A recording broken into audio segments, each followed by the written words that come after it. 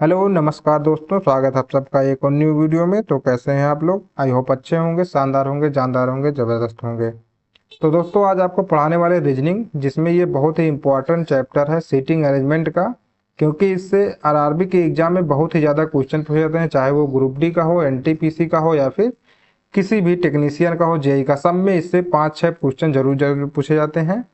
तो आज इस वीडियो में आप लोगों को हम जितने भी इम्पोर्टेंट क्वेश्चन हैं जो भी एग्जाम में बार बार पूछे जा रहे हैं, बिल्कुल उसी टाइप का और समझ लीजिए वही क्वेश्चन लगभग बताने वाले हैं आप लोगों को। तो वीडियो पर पूरा बने रहें। चलिए स्टार्ट करते हैं आज के क्लास को।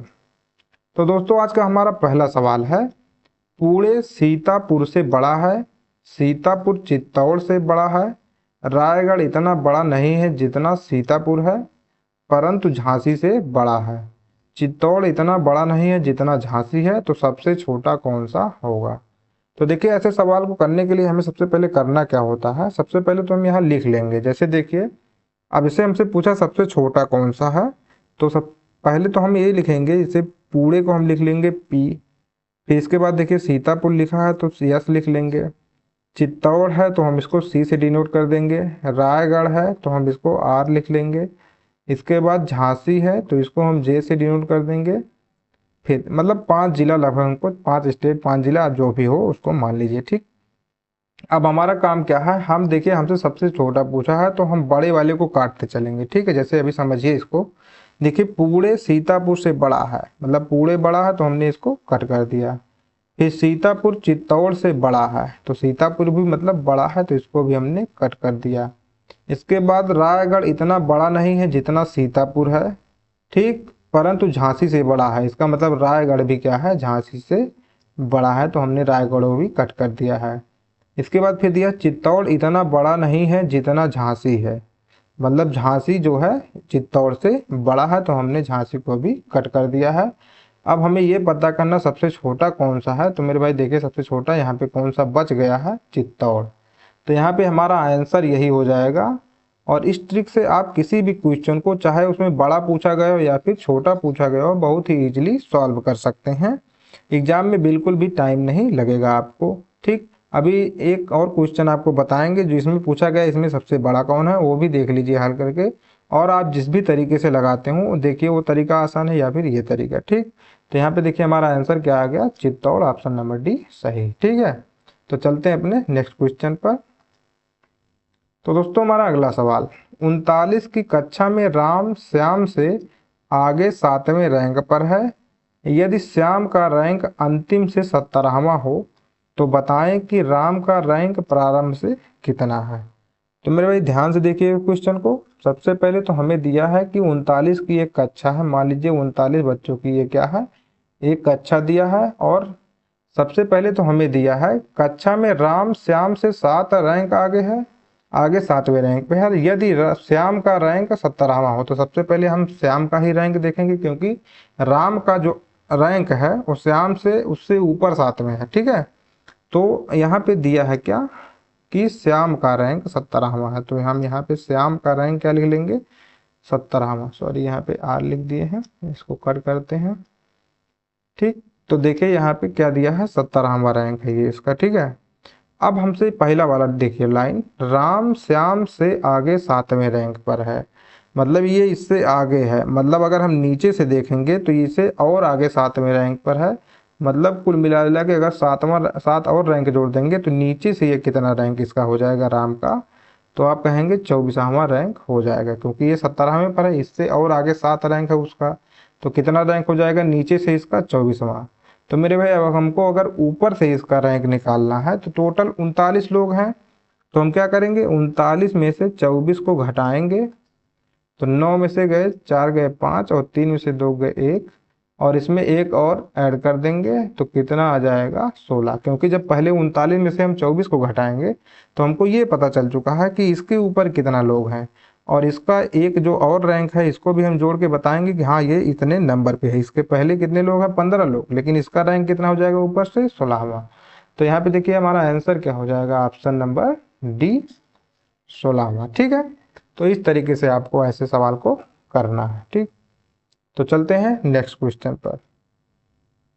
तो मेरे भाई अगला सवाल है, प्रतिमा रोमा से भारी है, पर जया से हल्की है, किरण प्रतिमा से हल्की है पर मनीषा से भारी है, उन सब में सबसे भारी कौन है। तो देखिए अभी इस टाइप का एक क्वेश्चन बताए थे, यहाँ पे आप लोग भी करके इसको देखिए आपका आंसर आता है या नहीं, और हम बताते हैं। ठीक, देखिए यहाँ पे ऑप्शन है मनीषा, रोमा, जया और किरण। ये 4 ऑप्शन आपके सामने, आप लोग हल करिए और बताइए। ठीक है, देखते हैं सबसे पहले कौन इसका आंसर देता है। और यहाँ पे देखिए क्या क्या दिया है, प्रतिमा दिया है, रोमा दिया है और जया है, किरण है और मनीषा। 4 नेम यहाँ पे दिया है, तो 5 नेम, तो हम पांचों को लिख लेते हैं। अब यहाँ पे हम क्या करेंगे, काटेंगे, और हमसे पूछा है उनमें सबसे भारी है कौन है, तो हम हल्के वाले को काटते चलेंगे। अब देखिए प्रतिमा रोमा से भारी है, ठीक, इसका मतलब क्या है, रोमा प्रतिमा से हल्की है। ठीक, तो यहाँ पे हम क्या करेंगे, रोमा को कट कर देंगे क्योंकि रोमा हल्की है। पर जया से हल्की है, अब देखिए प्रतिमा भी क्या है, जया से हल्की है, तो प्रतिमा को भी हम लोग कट कर देंगे क्योंकि ये हल्की है। फिर किरण प्रतिमा से हल्की है, तो किरण को भी कट कर दीजिए क्योंकि किरण हल्की है। पर मनीषा से भारी है, इसका मतलब क्या है, मनीषा जो है ये उससे हल्की है, किससे, किरण से। तो यहाँ पे बच कौन गया, बच गया यहाँ पे सिंपल सा जया। ठीक, यहाँ पे देखिए बीच में कौन बच गया, जया। तो हमारा आंसर क्या हो जाएगा, उनमें सबसे भारी कौन होगा मेरे भाई, तो हम लोग क्या कह देंगे, जया। ठीक है, इस प्रकार से आप करेंगे अगर, तो बिल्कुल भी आपको करने में टाइम नहीं लगेगा। देखिए हमारा यहाँ पे आंसर आ चुका है क्या, जया। ठीक, तो चलते हैं अपने नेक्स्ट क्वेश्चन पर। तो दोस्तों हमारा अगला सवाल है, 5 बैग ए बी सी और ई, सी डी और ई किसी ढेर में एक दूसरे के ऊपर पड़े हैं। यदि ए बी के ऊपर, सी डी के ऊपर परंतु ई के नीचे है और डी ए के ऊपर है, तो बीच में कौन सा बैग होगा। तो सबसे पहले यहाँ पे देखिए कंडीशन क्या दिया है, ए बी के ऊपर है, तो यहाँ हम कर लेंगे। ठीक, ए जो है बी के ऊपर है, और क्वेश्चन को पढ़ते समय देखिए यहाँ पे ध्यान दिए, तो क्या यहाँ पे लिखा है, डी ए के ऊपर है। ठीक, कहीं भी हो सकता है इसके ऊपर। अब हमको डी कभी भी लिखना है तो नीचे नहीं लिखना है। अब यहाँ पे कंडीशन पढ़िए, दिया है सी डी के ऊपर है परंतु ई के नीचे है। ठीक है, इसका मतलब क्या है, सी डी के ऊपर है, तो हम लोग क्या कर देंगे, सी डी के ऊपर है परंतु ई के नीचे है। बस यही लाइन लिखा हुआ है आप में। अब हमसे क्या पूछा है, तो बीच में कौन सा बैग है, तो मेरे भाई आप इजीली इसको आप बता सकते हैं कि बीच में कौन सा बैग है, कहेंगे आप डी वाला। तो यहाँ पे देखिए ऑप्शन नंबर सी, इसमें आंसर क्या दिया है, डी, तो यहाँ पे हमारा आंसर क्या हो जाएगा, ऑप्शन नंबर सी। तो इस तरीके से आपको इजीली करना है, केवल क्वेश्चन को ध्यान से पढ़िए और आंसर दीजिए। ठीक, आप लोग भी हमारे साथ करने की कोशिश कीजिए और कमेंट में अपना आंसर लिखते रहिए, देखिए आपका आंसर सही आता है या नहीं। तो चलते हैं नेक्स्ट क्वेश्चन पर।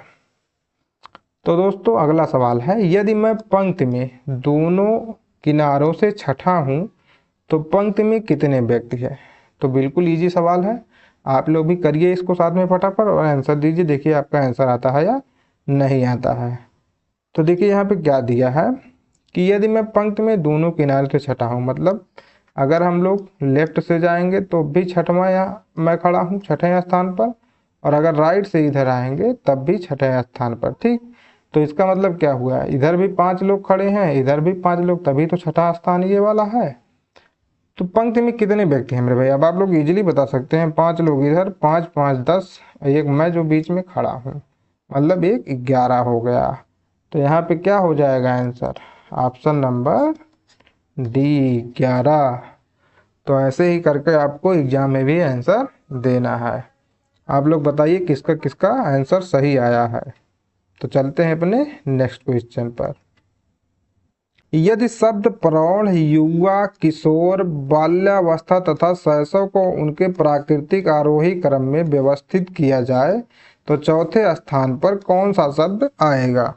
तो देखिए ये क्वेश्चन को सबसे पहले तो आप लोग इम्पोर्टेंट लगा लीजिए, क्योंकि ये क्वेश्चन जो है कई बार एग्जाम में पूछ चुका है, और इसमें सब लोग सबसे ज़्यादा कन्फ्यूजन जो होता है ये शैशव में होता है कि ये क्या है। यहाँ पर प्रौढ़, युवा, किशोर और बाल्यावस्था सब लोग लगभग बता देते हैं, लेकिन शैशव में कंफ्यूज हो। तो आज हम आपको बताते हैं क्या लिखा जाता है। देखिए, शैशव का मतलब सबसे पहले ये होता है नवजात शिशु। ठीक है, शैशव को ही हम लोग क्या बोलते हैं, नवजात। सबसे पहले क्रम में यही आएगा।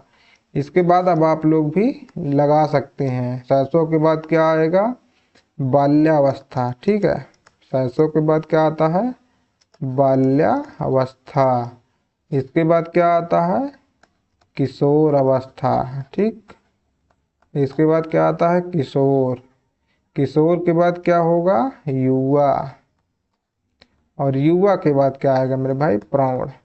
तो देखिए, इसमें हमसे पूछा है कि चौथे स्थान पर कौन सा शब्द आएगा। तो पहला ये हो गया, दूसरा ये हो गया, ये हो गया तीसरा, और ये हो गया चौथा। तो चौथे पे क्या है मेरे भाई, युवा। चौथे पे आ गया युवा, तो हम लोग टिक मार देंगे युवा पे, जो कि ऑप्शन नंबर बी सही है। तो चलते हैं अपने नेक्स्ट क्वेश्चन पर।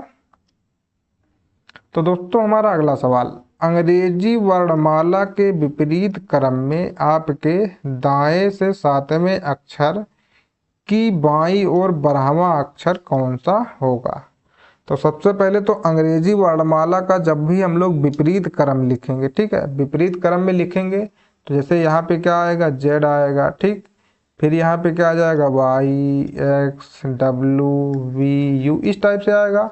और इधर से कौन सा अक्षर आएगा मेरे भाई, इधर क्या होगा, ऐसे शुरुआत होगा, A B C D E F G H, ऐसे करके आएगा। ठीक है, तो हमसे कह रहा है कि आपके दाएं से सातवां अक्षर। तो मेरे भाई दाएं से जब भी हम लोग सातवां अक्षर चलेंगे, तो सातवें अक्षर पे सबको पता है क्या होता है, जी।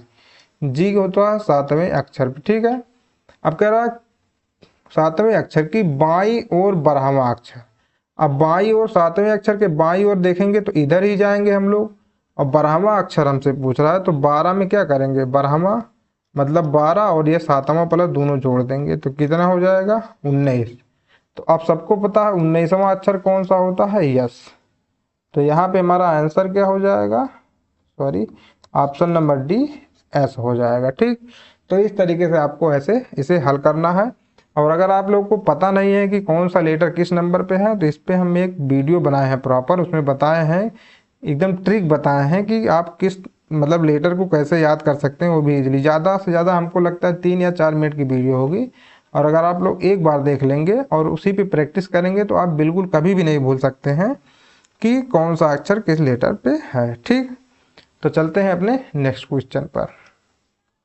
तो दोस्तों, हमारा अगला सवाल है, किंडरगार्टन के बच्चों की एक कतार में लड़के एवं लड़कियां एकांतर रूप से खड़े हुए हैं। ठीक, यदि बाएं से 12वां बच्चा एक लड़की थी एवं दाहिने से तीसरा बच्चा लड़का था, तो इस तरह की कतार में न्यूनतम बच्चों की संख्या कितनी होनी चाहिए।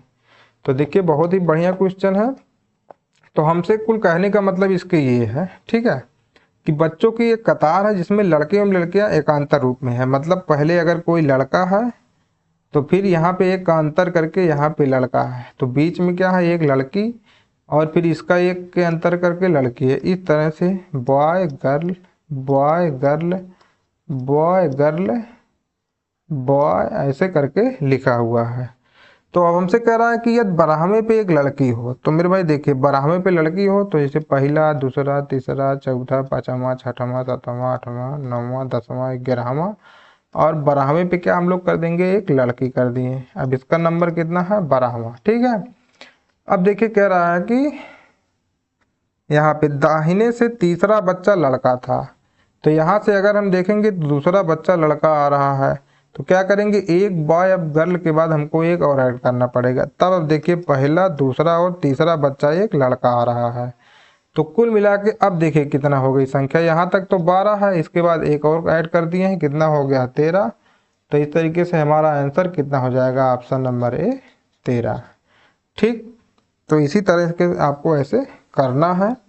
केवल क्वेश्चन को मतलब ध्यान से पढ़ेंगे अगर, तो आपको कोई दिक्कत नहीं होगी हल करने में। ठीक है, तो चलते हैं नेक्स्ट क्वेश्चन पर। तो दोस्तों देखिए, हमारा अगला सवाल है, दिया है निम्नलिखित वर्णमाला में कौन सा अक्षर दाहिने छोर से 19वें अक्षर से बाईं ओर छठा होगा। ठीक, तो यहाँ पे क्या ABCD ऐसे सीधे सिंपल लिखा हुआ है। अब हमको दाएं छोर से मतलब निकालना है 19वां अक्षर। इसका मतलब हम अगर राइट यहाँ बाएं से निकालेंगे तो इसका उल्टा निकालना पड़ेगा हमको। ठीक है, इधर से सिंपल निकाल लेंगे हम लोग, क्योंकि दाएं से 19वां नहीं उतना आसान नहीं है, हमको गिनना पड़ेगा। लेकिन हम लोग इधर से हमको याद है, ठीक है सबका। तो कैसे निकालते हैं देखिए, अब टोटल नंबर होता है 26, तो हम क्या करेंगे 27 में से 19 घटाएंगे मेरे भाई, तो कितना आएगा 17 में से 9 गए 8, 8 ही आएगा। ठीक है, तो अब ये क्या हो गया उल्टा, मतलब इधर से अब क्या इसका क्रम हम लोग गिनेंगे, तो इधर से क्या होगा 8वां अक्षर। ठीक, 8वां पे क्या आता है यच, मतलब जो यच है ये इधर से दाईं ओर से 19वां है और बाईं ओर से क्या है 8वां। तो हम लोग कहाँ पहुंच चुके हैं यच पे। तो कह रहा है 19वें अक्षर से बाईं ओर छठा अक्षर कौन सा होगा, तो इसके बाईं ओर छठा अक्षर देख लीजिए 1 2 3 4 5 6, तो छठा अक्षर मतलब कौन सा हो जाएगा बी।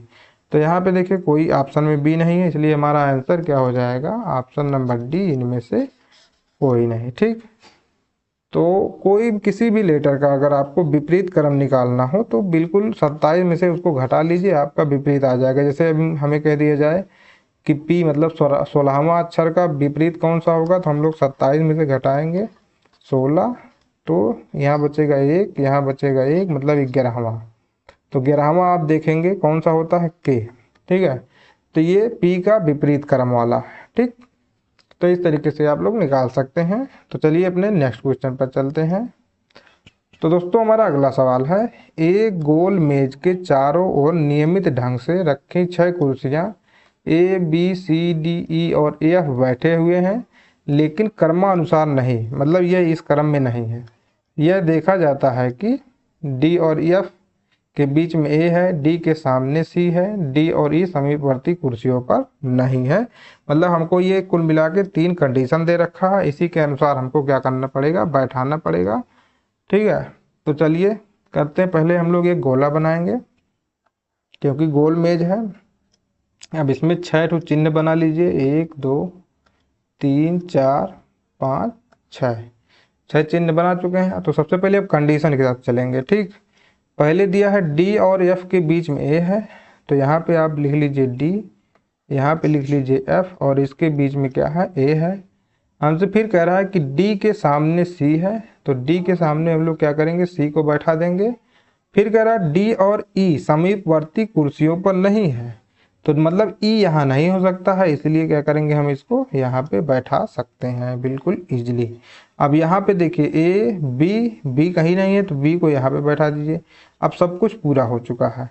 अब ऑप्शन में देखिए क्या कह दिया है, B के सामने A है। ठीक, तो B के सामने देखिए A है नहीं है, तो ये वाला क्या हो जाएगा गलत हो जाएगा। फिर देखिए E के सामने D है, तो देखेंगे वहाँ पे E के सामने A है, तो ये भी क्या हो जाएगा गलत हो जाएगा। फिर C और B पड़ोसी हैं, ये भी क्या हो जाएगा गलत, क्योंकि C के पड़ोसी E और F है। तो चौथा ऑप्शन तो हमारा जाहिर सी बात सही हो ही जाएगा, और इसमें दिया है B और E पड़ोसी हैं, तो हाँ बिल्कुल B और E देखिए यहाँ पे पड़ोसी हैं।